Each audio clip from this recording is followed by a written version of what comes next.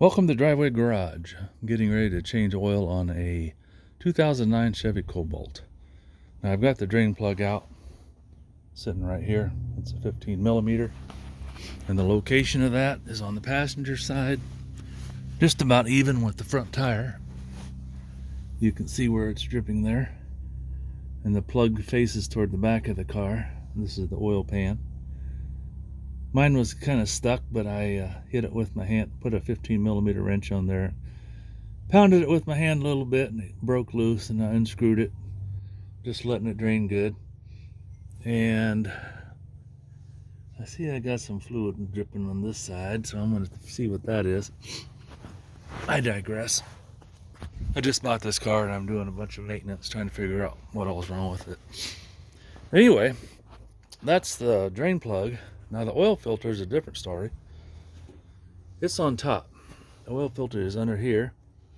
And because the exhaust manifold's right there, you can't get a standard 32 millimeter socket under there. You have to buy a special one. I tried to break it loose with some pliers, and that didn't work. Water pump pliers. Oh, let's see. Where is my... There it is.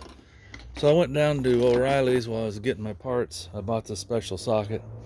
It's shallow, 32 millimeters, and then you can take it off with a breaker bar or a socket. I put a couple extensions on there just to get it up high enough. So I was working up here instead of down there in that tight spot. I already got it loose, so all I have to do now is unscrew it. I guess it's not loose, but once I get that off there, I'll show you what it looks like. Well, I'm hoping that comes out of there fairly easily. I've got it loose, screwed out. Now, the videos I watched, the filter will be stuck to the lid. In my case, I don't think it is. Nope. So, there's your cap.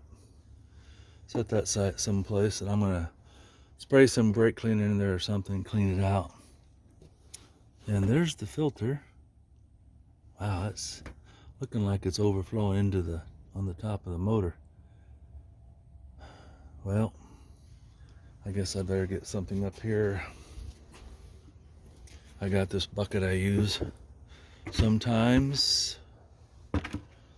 We'll get the filter out of there and up into there. Maybe.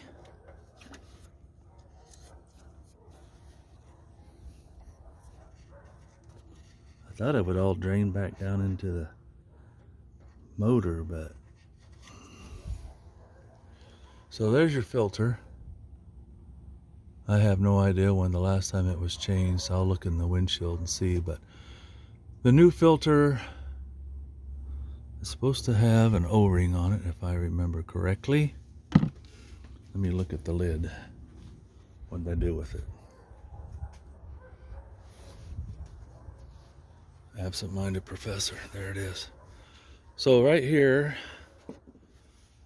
at when it's upside, when it's right, the way it's supposed to be, there's an O-ring right there you got to replace. So just take a pick, pull that old one off, put the new one on, put a little oil on it, and then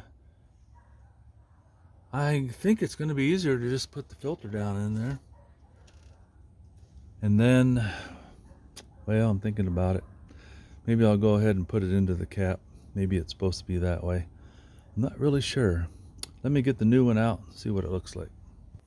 I like to buy Wix filters whenever I can. Oil, air filters, whatever, because they make good filters. There's the part number for this 2009 Chevy Cobalt.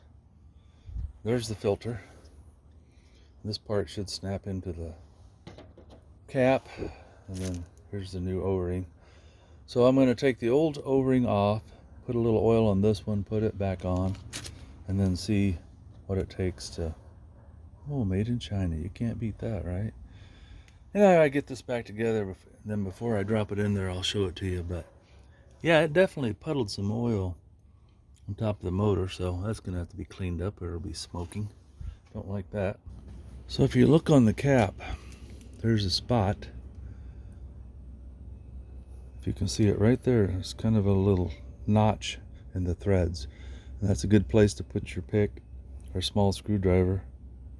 And then you can just work the O-ring off of there. Now I'll get the new one out of the package and lube it up a little bit, put it on there. I'm thinking the last person that did this didn't do it right, because you have to kind of force the filter onto the cap and you'll hear it snap into place. It's almost a crunching. I was afraid something was breaking, but it's on there good now. As you saw before, the cap came off and the filter was down in there, so it probably wasn't in there like it's supposed to be. I'm gonna guess. Maybe it was all right.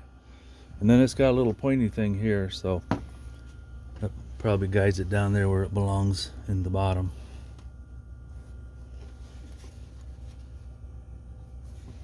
And I can feel something down there, so I'm gonna get a flashlight out and look at that a little closer.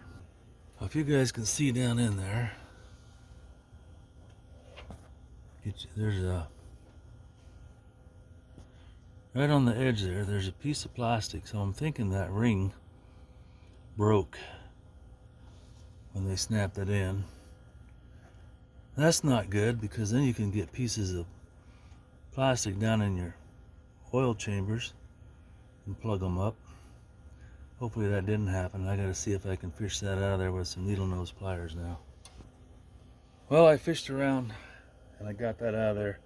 I don't see anything else, but makes me kind of nervous about who did the last oil change. Let me look at the filter here.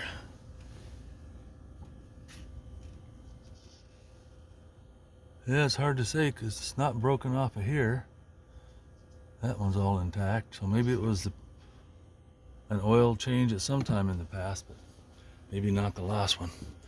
At least hopefully it didn't get sucked down into the motor. So I'm going to put the filter back in, put the cap on, get it nice and snug, but not too snug. You don't want to over tighten them. And this takes 5 quarts of 5W30. I got synthetic. What did I get? Oh, sorry. Get you dizzy here. I went to O'Reilly's. I got the full synthetic high mileage 5W30. It was about $29-30 for 5 quarts. So I'll get that in there and then I'll start it up. And make sure you put your drain plug back in. That'd be something I haven't done yet, but I've heard of guys doing it. Dump 5 quarts of oil in and it's all on the ground. That's not good. So I'll put the plug in, put the filter in, and get the oil in there and see what it sounds like. I'm getting ready to put the oil in. I usually use the transmission funnel because it gives you more volume, so you don't have to worry about overflowing your funnel and spilling it all over.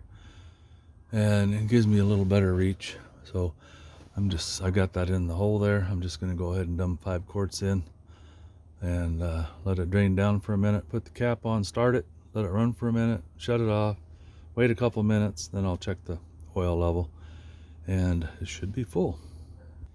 Well, I've got the car up on these ramps and I checked the oil after I filled it up and it doesn't even show on the dipstick. So I'm going to back it off the ramps so it's more level and see what we get for a reading. I don't know if it would show up on the camera, but it's showing full now. Sometimes it's hard to tell with clean oil, but at least it's showing on this dipstick because before it was dry. Well, thanks for watching. Hope this helps you if you have to change your oil. Have a great day.